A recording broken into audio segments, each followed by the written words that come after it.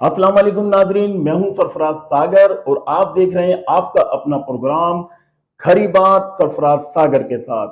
नाजरीन, आज हम एक अहम इश्यूज के ऊपर बात करेंगे। जिस तरह इंटरनेशनल लेवल पर अगर देखा जाए इस्लामी ममालिक में जिस तरीके से इसराइल ने गजा में, फ़लस्तीन में, उसके बाद लबनान में और उसके बाद दमिश्क, शाम और तमाम इस्लामी ममालिक, ख़ास तौर पर उसके बाद अगर आ जाए तो ईरान ईरान पर भी उसने हमला किया और बहुत से मुत्तादिद लातादाद लोगों को शहीद किया, रहनुमाओं को शहीद किया, हजबुल्ला के रहनुमा को शहीद किया, हमास के रहनुमा को शहीद किया।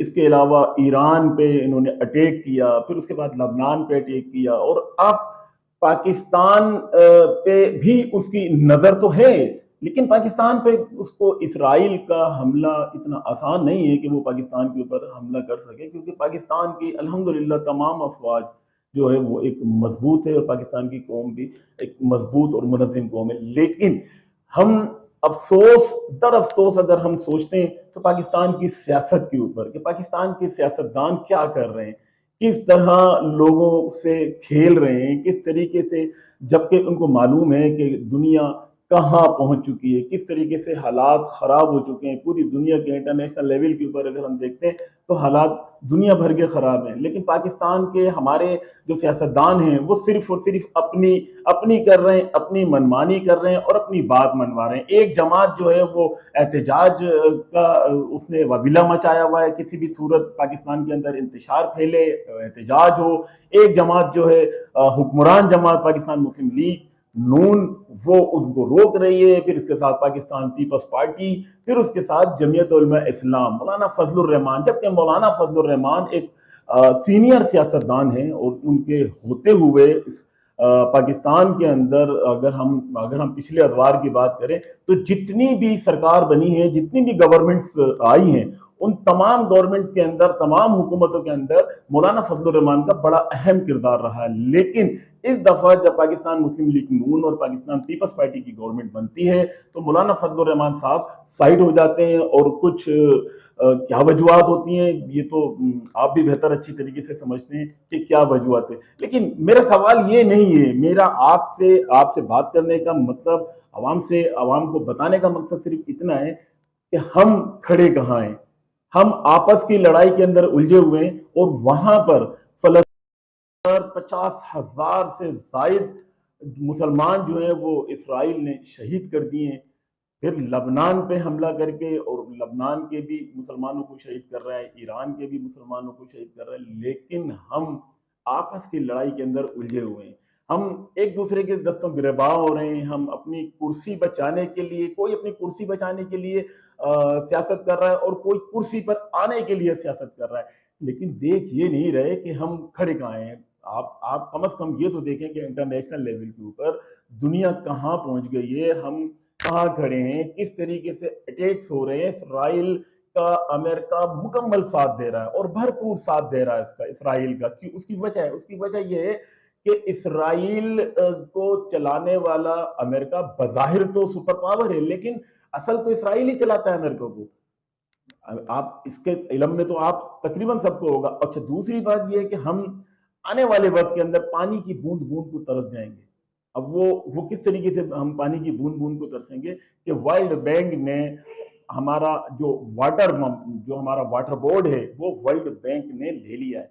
जब वर्ल्ड बैंक किसका है? वर्ल्ड बैंक इसराइल का है। अब इसराइल पाकिस्तान की तरफ जो हमला करना चाहता है वो ये हमला है उसका कि वो सबसे पहले हमारा पानी बंद करेगा।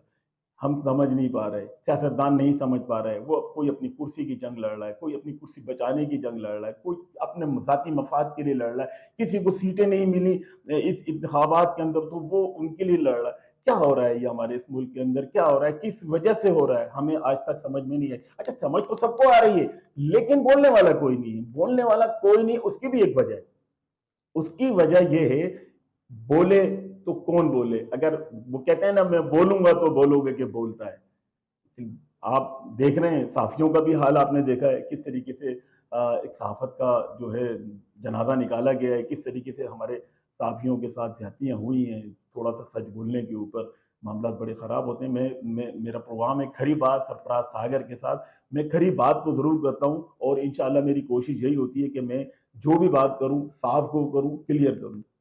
ہم بات کر رہے ہیں پاکستان کی. پاکستان کی معیشت اس وقت ڈاؤن ہے. لوگ کہتے ہیں حکمران ابھی کیا نام ہے اپنا محمد اورنگزیب صاحب جو ہے وزیر, ان کا بیان آیا ابھی تازہ ان کا بیان آیا. انہوں نے کہا کہ جی پاکستان کی معیشت جو ہے وہ بحال ہو گئی ہے, پاکستان کی معیشت سیٹ ہو گئی ہے, پاکستان میں غربت کا خاتمہ ہو رہا ہے, پاکستان کے اندر ترقی ہو رہی ہے, اور پاکستان کے اندر ہم یوں سمجھ لیں کہ بس پاکستان میں ساری چیزیں ہو رہی ہیں. ایسا کچھ بھی نہیں ہے.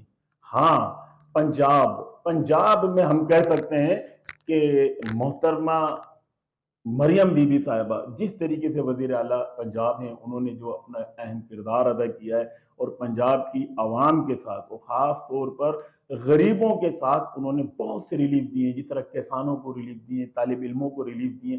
وہ کام کر رہی ہیں, جو مریم بی بی جو ہیں وہ کام کر رہی ہیں اور اچھا کام بھی کر رہی ہیں. ان کی بھی وجہ ہے, اس کی وجہ یہ ہے کہ ان کے اوپر جو سرپرست ہیں, جو ان کے والد محترم میاں محمد نواز شریف صاحب, وہ ایک منجھے ہوئے سیاستدان ہیں اور بزنس مین ہیں, اور وہ سمجھتے ہیں, ہر چیز کو سمجھتے ہیں کہ کس طریقے سے ہم نے آگے کا نظام چلانا ہے. اسی طریقے سے اگر ہم پاکستان پیپلز پارٹی کی بات کریں تو پاکستان پیپلز پارٹی کے جو آج اس ٹائم جو کو چیئرمین ہیں آصف علی زرداری صاحب, اور پاکستان کے صدر بھی ہیں آصف علی زرداری صاحب, وہ یہ پورا نظام کو چلا رہے ہیں پاکستان پیپلز پارٹی کو. بلاول بھٹو نے بڑے اہم کردار ادا کیا ہے. ابھی وہ حالیہ میں بلوچستان گئے, انہوں نے بڑے اچھے خطاب کیے ہیں اور بہت اچھے پیکیجز جو ہے وہ عوام کو دیا ہے. ان کا جو مین مقصد ہے کہ وہ عوام کو ریلیف دے رہے ہیں. ابھی بلاول بھٹو صاحب نے کہا کہ جی ہم آئینی ترمیم کا بل جو ہے وہ ہر صورت پاس کروائیں گے, کروا سکتے ہیں, اس میں کوئی وہ نہیں ہے. لیکن پاکستان تحریک انصاف